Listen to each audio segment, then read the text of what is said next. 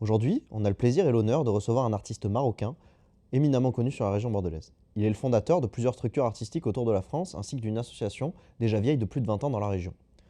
Je n'en dis pas plus et je vous laisse avec notre invité juste après.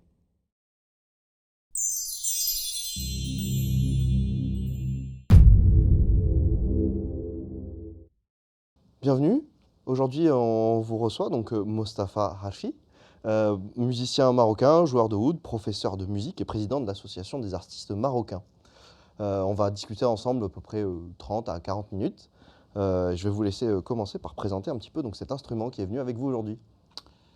Mostafa Harfi, c'est bien sûr, c'est de la ville d'Oujda. Et à Oujda, j'ai commencé par un bidon que j'ai fabriqué moi-même. Et mon père m'a vu, il a acheté une guitare. Et après, en 1974, j'ai commencé par le luth. On dit oud. Pourquoi on dit oud? C'est le bois en arabe. Et comme il est fabriqué tout en bois, on a dit oud. L'origine, c'est pas arabe. L'origine, c'est perse. Si on dit perse, Iran et Afghanistan. D'accord. Et avant, c'était avec 4 cordes. 4 cordes. Et à Bagdad, c'était l'époque des Abbassides, la deuxième dynastie, parce que la première, il était chassé, il est parti vers l'Andalousie. Et de là, Salman le Perse a amené cet instrument qui est le oud à Bagdad, et, avec 4 cordes.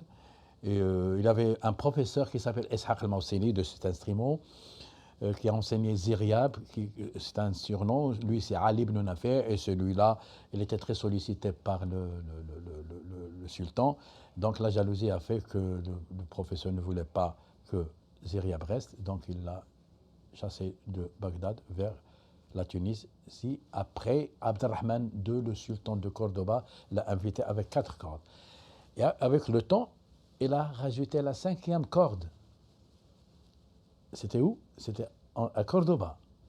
Les cordes n'étaient pas doublées. Et avec le temps, ils ont ajouté la 6e corde et la 7e corde. D'accord. Et les cordes n'étaient pas doublées, et ils ont doublé les cordes pour avoir plus de son. Pour que ce soit plus fort ou pour en faire des sons différents? Non, non, pour avoir. La guitare, ils ont solo, mais pour avoir un son presque bien défini, il faut doubler les cordes, sauf la 6e qui n'est pas doublée. D'accord. Et celui-là, il a 6 cordes. Et la 6 cordes, comme je les ai expliqué, sont doublées. Et bien sûr, pour les gens qui veulent savoir, on commence par le Do, les deux cordes sont Do, Sol, Ré, La. La 5e et la 6e sont en Sol et en Ré. Très bien. Je vous vois avec un instrument dans la main. Ça, c'est le plex. On appelle ça Richa. Pourquoi Richa? Richa, ça veut dire la plume des oiseaux. Avant, les musiciens jouaient avec la plume des oiseaux. C'est pour ça qu'on dit Richa. Et maintenant, nous, on joue avec ce genre de plex, médiateur, qui est en plastique. Par contre, il y a d'autres musiciens qui jouent la musique andalouse, qui jouent avec la plume toujours. Mais nous, on a opté pour celle-là. Il faut avoir cette distance. C'est pas comme la guitare, mais il faut avoir au moins 12 cm par là. Ah oui, quand même. Oui, quand même. Ça a l'air plutôt mou aussi. C'est pas aussi rigide qu'un médiator de guitare. Ça dépend. Celle-là, ça sert pour les taqassim. Il y a d'autres qui sont un peu raides pour les chansons. Mais ça dépend comment vous jouez, et c'est la façon et les techniques. Ok. Quel style de musique on joue avec un oud? Tous les styles. Le oud, c'est un instrument qui passe par n'importe. Les fusions, par exemple, on a fait jazz oriental, blues oriental, on a fait des fois avec les flamenco, la musique flamenco, parce que les modes de la musique andalou, il y a comme la sika, comme le sahli, c'est un do mineur, des fusions avec mes amis de flamenco. J'étais invité chez eux, je les ai invités au Maroc, donc il y avait une fusion. Donc c'est un instrument qui passe partout. On peut jouer n'importe quel mode, parce qu'il y a le temps, demi-temps et quart de temps. Ah oui. Ah oui, parce que la guitare, il n'y a pas quart de temps. C'est pour cela qu'il y a des modes qu'on joue, comme le rast. Les gens qui veulent savoir, le rast avec quart de temps.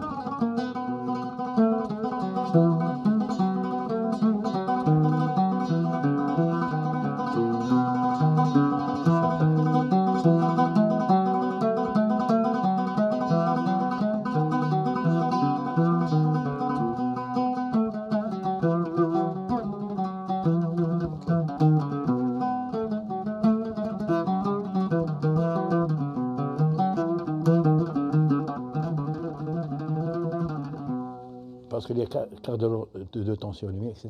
Donc ce mode, on ne peut pas le jouer avec la guitare, par exemple. Ah oui, donc c'est vraiment un instrument particulier. On verra ce que ça donne au son. On n'avait pas prévu d'enregistrer ça, donc les micros cravates enregistreront ça.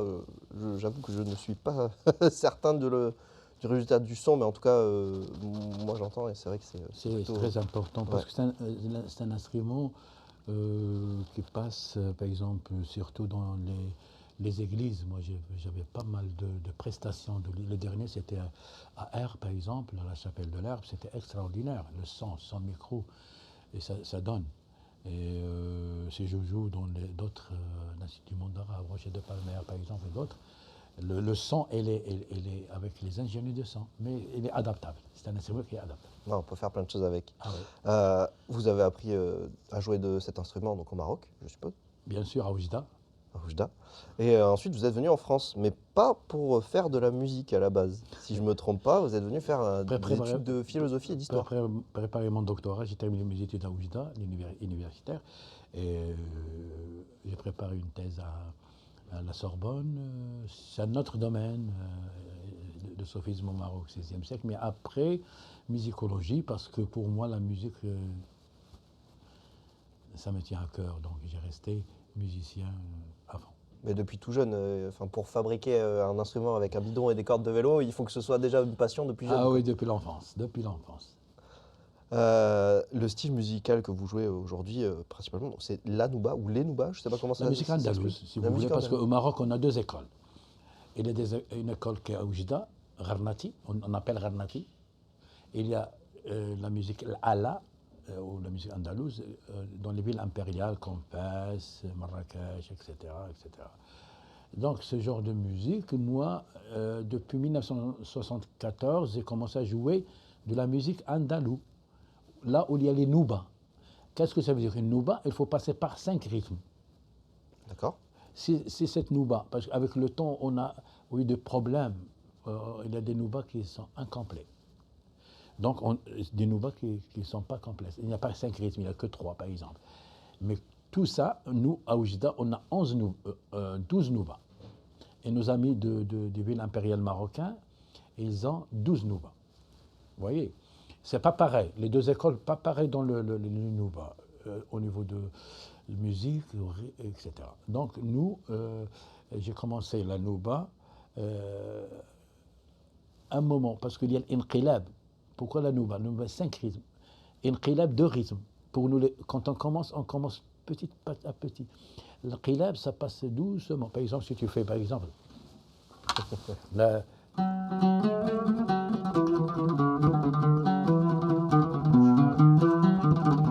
يا قلبي خلي الحال يمشي على حاله.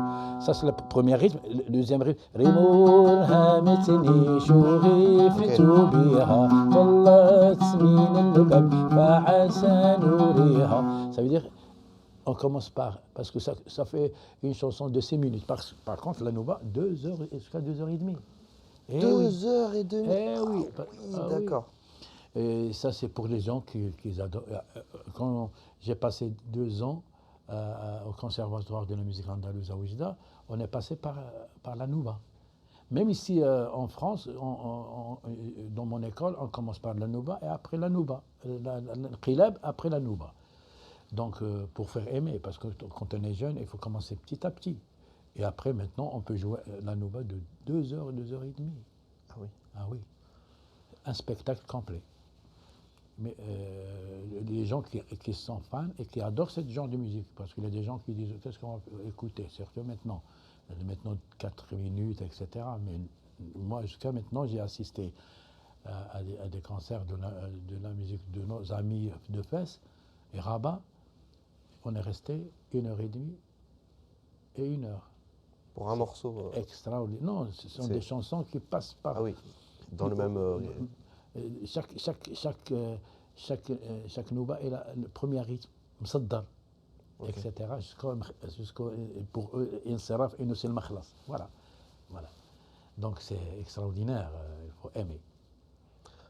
Vous parliez que vous enseignez à la Nouba dans vos écoles, vous avez créé des écoles de musique. Bien sûr, j'ai créé une école déjà à Paris, quand j'étais à Paris, et après à Montpellier, parce que j'habitais de 96 à 2000 à Montpellier, et de 2000 jusqu'à maintenant, j'ai créé une école qui se trouve à Mérignac, qu'on donne des cours de oud, de darbouka, de violon. Le violon, bien sûr, c'est pas, mais la ressal. Tu vois là la différence. Quand on accorde le violon, chez nous, c'est ressal. Oui. C'est pas mais la ressal. On joue pas comme ça. On joue on met le violon et on joue à cette position-là. Et donc, la darbouka, il y a beaucoup de petits-enfants, des enfants qui adorent la darbouka premièrement, parce que l'instrument, il est un peu plus là. Donc, ils commencent par la darbouka. Et c'est très important. Moi, j'ai commencé par la darbouka. Le rythme, c'est très important. Le rythme, c'est très important. Toujours, je le dis. Toujours, nous, avec la main droite, quand je joue seul, je fais de l'ambiance, parce que j'ai le rythme dans la main droite. Et il y a d'autres musiciens qui n'ont pas le rythme, donc que les improvisations, voilà. Donc je conseille tous les musiciens de cet instrument qui commence bien sûr avec des cours de darbouka, et après il passe par le oud. C'est maman qui m'a enseigné les darbouka. C'est pas professeur, mais elle m'a donné quelques rythmes, surtout le 6-8, qui n'existe pas nulle part. Le 6-8, c'est festif. Et après, 4 quarts, etc.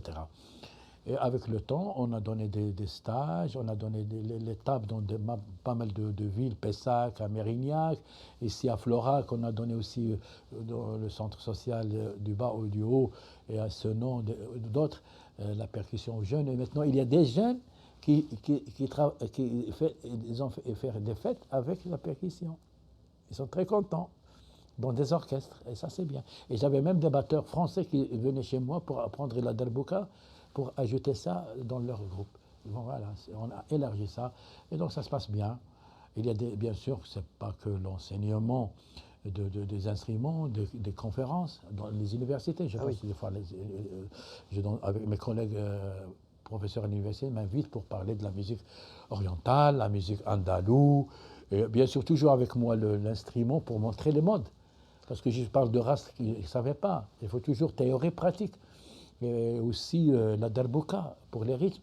Et ça passe comme ça, et on a des stages, des masterclass, on a aussi des grands galas, et on fait aussi des grandes tournées, et aussi des festivals. Voilà. Tout ça par le biais de sûr, cette école-là. Cette école de Mérignac qu'on a créée depuis 2003, et ça passe très très bien. Ça commence à faire quelques années, 2003, depuis On 20 a ans. beaucoup d'élèves, j'ai des Français qui jouent très très bien maintenant le oud, même si leur oreille ne s'adapte pas avec le quart de temps, mais maintenant ça va, parce que je les fais écouter de oud et le mode.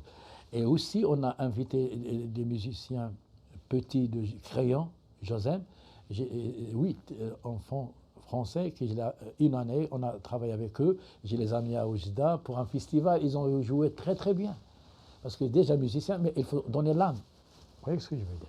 Et ça passe très très bien notre association. Et on fait calligraphie, musico-calligraphie. Un calligraphe, moi je chante, lui il a la caméra, puis il visionne. Quand je dis ya qalbi khalli al-hal, il prend par exemple le mot hal, et il l'écrit et ça passe sur l'écran. Ça envoie sur l'écran. C'est extraordinaire, c'est musico-calligraphie. Et aussi avec le théâtre, on a fait pas mal d'interventions dans le théâtre, dans les films. Quand j'étais à Paris, j'avais beaucoup de connaissances, j'ai fait pas mal de films. Par exemple, l'été à Goulette, etc. Beaucoup de films que je participe avec l'instrument oud. D'accord, c'est-à-dire pour la bande originale du film? Oui, et à l'intérieur, oui. Okay. Juste la musique. J'étais pas comédien. J'ai fait 2 films ici, même à Florac, un film Destino, le père de ma mariée, mais j'ai pas joué, et d'autres. et Vestiaire, 2M, France 2. D'accord. Pour les handicapés, moi, etc. Donc, on touche à tous les domaines et c'est très important. Voilà. Donc ça, c'est pas à l'école, c'est plus l'association, c'est ça? L'association. L'association, ouais. L'association qui gère l'école de musique. D'accord, ok. Ok, ok. Et ces écoles que vous aviez fondées à Paris et à Montpellier avant l'association, Bien sûr. elles existent encore? Ah oui, ah oui. Comment vous faites pour les gérer à Bien distance? sûr, des fois, j'ai l'occasion de partir à Paris, par exemple, et j'ai mes musiciens là-bas qui continuent À donner des gérer cours et à bien enseigner. sûr. Et à Montpellier, la même chose. J'ai des musiciens. Par exemple, moi, j'ai un spectacle à Marseille. J'ai mes musiciens de Montpellier qui vont avec moi. Hop, c'est à côté de toute façon. Voilà. donc, Et si je vais à Paris, j'ai mes musiciens. Là où j'y vais, j'ai mes musiciens. Et Bordeaux, j'ai mes musiciens. Donc, ça se passe très, très bien pour moi. Et c'est ça la musique. Il faut, chaque fois qu'on est dans une ville, il faut laisser quelque chose. Toujours, ils pensent à moi parce que c'est les créateurs. J'adore ce genre de musique. Et on a le projet au Maroc, dans les rurales, de mettre des écoles de musique. Parce que quand j'y vais dans le rural, il n'y a pas de musique. J'ai dit pourquoi pas. C'est ça mon but maintenant pour créer des écoles au Maroc dans le rural, surtout à l'oriental. Et j'espère que les autres musiciens du sud, au nord, etc. aussi aident ces enfants dans le rural pour avoir ce genre de musique, etc. Voilà, Et au c'est Maroc, très c'est plus compliqué d'avoir de la musique. Il y a moins de musique, enfin, comment dire, il y a de la musique dans les villes, mais dès qu'on s'en éloigne, il y en a moins. Non, dans le rural, il y a leur musique traditionnelle. Il n'y a pas le oud, il n'y a pas la guitare, il n'y a pas le violon. Mais toujours, il y a, par exemple, si vous allez à Oujda, il y a le folklore. Avec des rythmes, ils le font. Mais nous, on veut aussi la musique traditionnelle, la musique orientale, la musique marocaine, Une diversité, en fait. la musique amazigh, parce que nous, on est des amazirs, on n'est pas des arabes. Officiellement, la langue officielle du Maroc, c'est amazigh. C'est 80% qui parlent amazigh. C'est la langue, hein. On est des Marocains. Ça, je parle de la première langue. Même le constitutionnel marocain, maintenant, il encourage la chanson amazigh. Même pour la direction, tu vois, hôpital en arabe, en français et en amazigh. Ça, c'est bien. Avant, non. Maintenant, on a ce privilège. Et maintenant, on a commencé, comme je suis de Figui, la ville de mes ancêtres, qui parle amazigh, j'ai commencé à sauvegarder les chansons, parce qu'il y a des gens qui ont 80 ans, 70 ans. On a peur que tout cela parte, et on essaie de les sauvegarder par notre association. En France et là-bas aussi, je Bien suppose. sûr, bien sûr. La France, c'est côté financier, pour financer nos projets. Et là-bas, les gens, bien sûr, nous aident pour avoir des chansons, pour les sauvegarder, les enregistrer une autre fois. Ça, c'est très important. Et puis les partager, les jouer surtout. Sauvegarder, c'est surtout sauvegarder Ah oui, avant qu'ils partent, ces gens-là. tout enregistré. Ah oui, oui. Comment vous faites là-bas pour enregistrer? Donc studio d'enregistrement classique? Ah oui, maintenant, moi j'ai commencé par 2 pistes.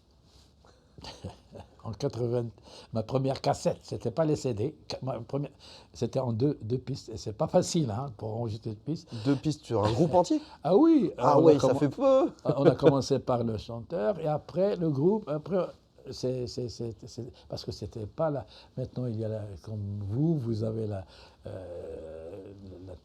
l'informatique, etc. Et j'ai passé par les CD. Après, j'ai passé. Donc maintenant, par exemple, je peux enregistrer avec le oud et un ami aux États-Unis avec le saxo et un ami en Chine en fusion. Maintenant, ça devenait. Même quand on était, par exemple, invité à la télévision marocaine, par exemple, on joue la nouba, et si on a des choses à recommencer, il faut qu'on recommence du début. Maintenant, non. Quand on y va à la télévision marocaine, tu t'arrêtes et vite fait, tu recommences. Tu ne commences pas par le début. Oui, ils font un découpage. Maintenant, moi, j'ai passé par toutes les périodes, par deux pistes jusqu'à maintenant. Donc, ça va. Même pour la sonorisation. On a commencé par une sonorisation très, très basique, etc. Et après, maintenant, par exemple, quand on fait le festival Métis à Angoulême, 2 camions de sonorisation. Vous voyez, c'est la différence. C'est pas la même chose. C'est pas la même chose. Donc, j'ai passé par le plus bas vers le plus haut. On a cette chance parce que... Et sur une longue carrière aussi, 50 ans, c'est bien si je dis pas de bêtises. 50 ans. Et, le Rocher de Palmer, normalement, le 3 novembre passé, j'ai dû faire passer cet hommage, mais mon père est décédé, donc j'ai reporté le reportement. Il est décédé le 28 octobre. J'ai reporté cet hommage. L'année dernière. J'ai reporté cet hommage bientôt. Parce qu'il y a beaucoup de gens qui voulaient me rendre hommage.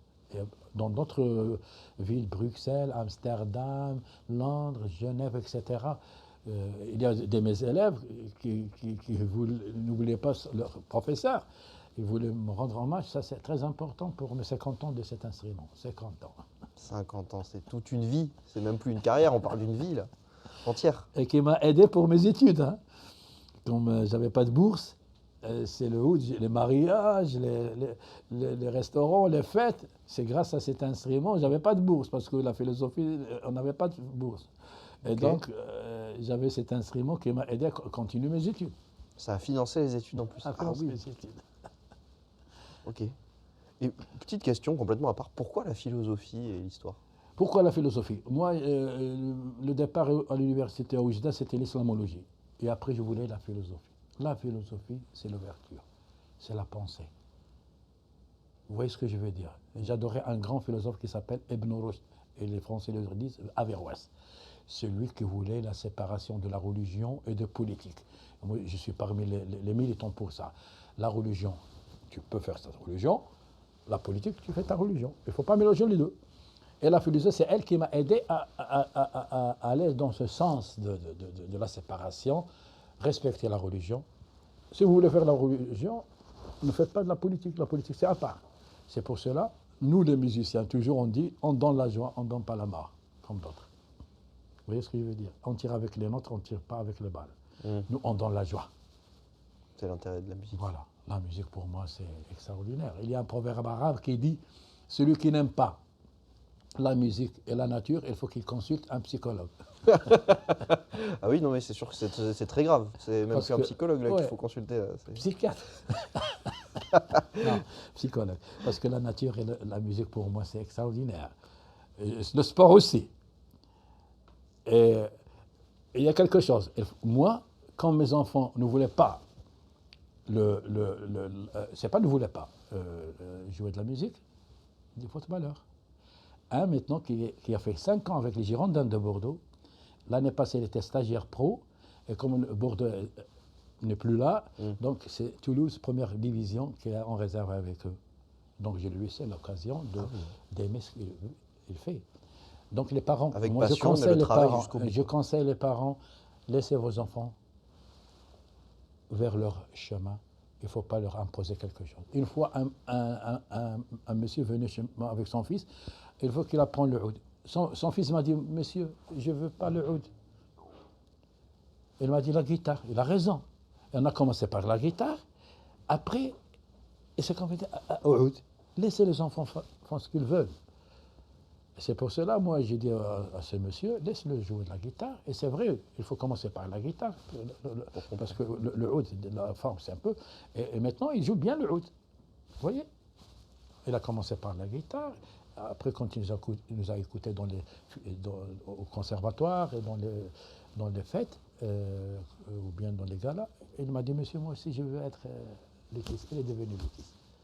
Voilà, c'est ça. Comme quoi, il ne faut pas s'arrêter. Voilà. Et une femme aussi, son fils, il était toujours avec une danseuse orientale. Il m'avait joué avec la darbouka. Il m'a dit, moi aussi, je joue la darbouka. Il l'a inscrit pendant 5 ans. Et il joue avec sa maman maintenant. Tu vois? C'est ça, c'est ça. Il faut laisser les enfants libres du choix. Il faut les accompagner dans leur choix. Bien sûr. Et, par exemple, quand mon fils voulait, les 2 fils voulaient le foot, un qui allait se lever, un qui est parti en Suisse, mais le dernier, tous, il faut les amener, il faut être derrière eux. Il faut derrière, bien sûr, il faut derrière les enfants. Quelqu'un il y a même des parents qui viennent chez nous avec leurs enfants, qui assistent au cours aussi pour voir. Tu vois ce que je veux dire? Au moment où nous, au 69 et avant 69, il y a des parents qui cassent leurs instruments à leurs enfants. Mon père, non. Mon père m'a laissé jouer.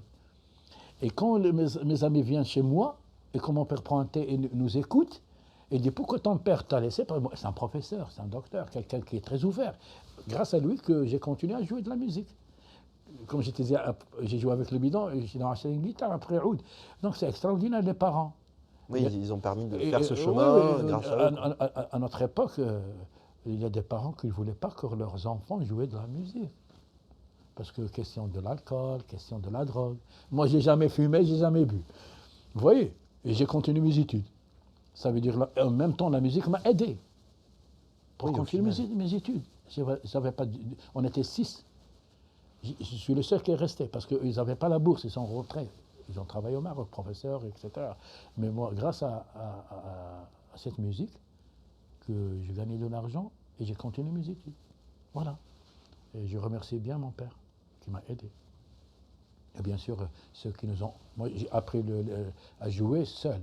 Et après, j'étais au conservatoire pour apprendre la musique andalouse et à notre maison de jeunes pour la musique orientale. Voilà. C'est comme ça. Je ne les oublie pas. Quelqu'un qui m'a aidé, je ne l'oublie pas. Même pour mon CD, j'ai nommé leur nom. Et une fois à la télévision, comme Star Academy, il y avait beaucoup de participants, des chanteurs qui venaient de tous les coins du Maroc. Et moi, j'ai un taqsim qui est très difficile de faire de l'attrage. Et à la fin, pour enregistrer le soir, Absalam Girari, il est décédé, il m'a dit, tu vas manger avec moi. Chaque fois quand il voit quelqu'un qui lui plaît, il va manger chez lui, à la maison, avec sa famille. Ah oui. Et ça m'a fait... Je dis, moi je viens d'Oujda, l'autre de Agadir. Pourquoi il m'a choisi? Parce qu'il m'a dit, chaque fois que je vois quelqu'un qui joue bien ou qui chante bien, il va manger avec moi. Parce que tu vois, tu me dis, tu joues bien, tu vas m'oublier.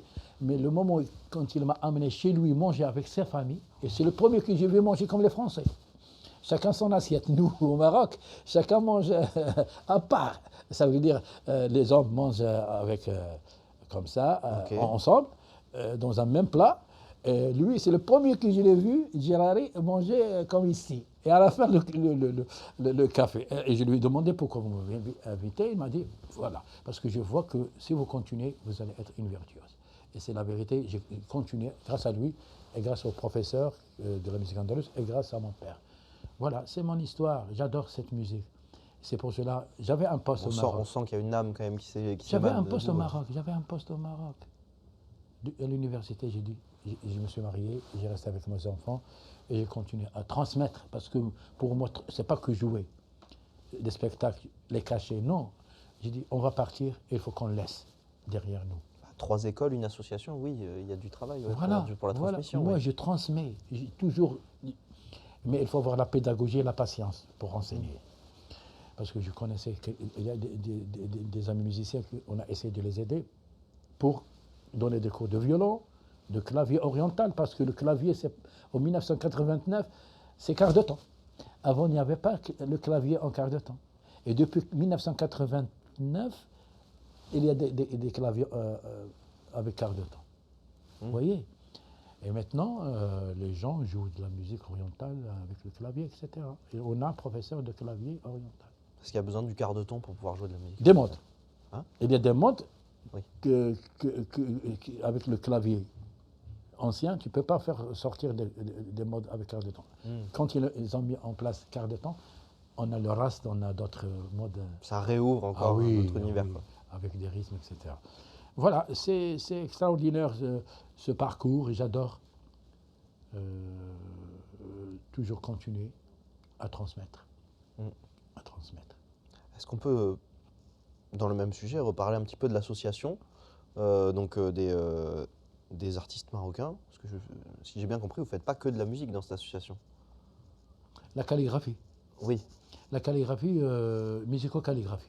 musico-calligraphie, moi je chante, Oui. et le calligraphe, avec sa caméra, il prend un mot de la poésie que je chante, et il calligraphe. Après, ça part vers l'écran. D'accord. C'est extraordinaire, musico-calligraphie. Aussi des vernissages avec les artistes peintres de toutes les nationalités. Ok. De toutes les nationalités, pas que les Marocains. Et aussi les films, et aussi le théâtre, et aussi les conférences dans les universités, et aussi dans les centres sociaux, surtout pour les jeunes, les enfants, le rythme d'Arbouka. Ouais. Voilà. Donc on revient à ce qu'on disait tout à l'heure. Ah oui, c'est ça. Oui, nous tous, on est prêts à donner, surtout les mairies, il faut qu'ils donnent l'importance à d'autres cultures aussi. La mairie de Florac, par exemple, on a fait pas mal, Senon, etc. Et j'espère d'autres de Médoc, parce qu'on veut aller vers le Médoc. On veut aller vers d'autres coins. Pour Faire découvrir ce voilà. que vous faites, et puis la Exactement. musique Voilà. orientale. C'est extraordinaire.